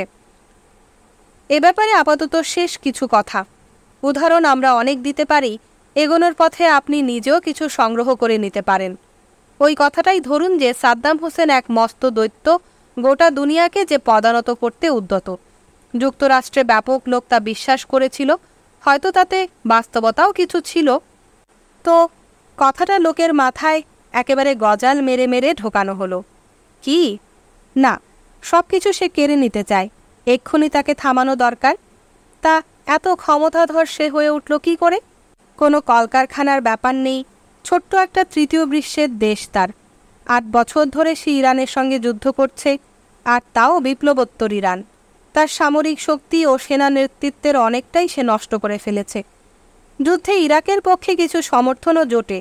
সোভিয়েত ইউনিয়ন, যুক্তরাষ্ট্র, ইউরোপ, গুরুত্বপূর্ণ সব আরব দেশ এবং আরব তৈল উৎপাদকরা তাতে মদদ দেয়। তবু সে ইরানকে হারাতে পারেনি। তারপর কোথাও কিছু নেই, হঠাৎ করে সে গোটা দুনিয়াকে জয় করার জায়গায় চলে এলো। এ কথা কি কাউকে বলতে শুনেছেন? ঘটনা হলো দেশটা তৃতীয় বিশ্বের, তার সেনাবাহিনী তৈরি হয়েছে চাষিদের নিয়ে।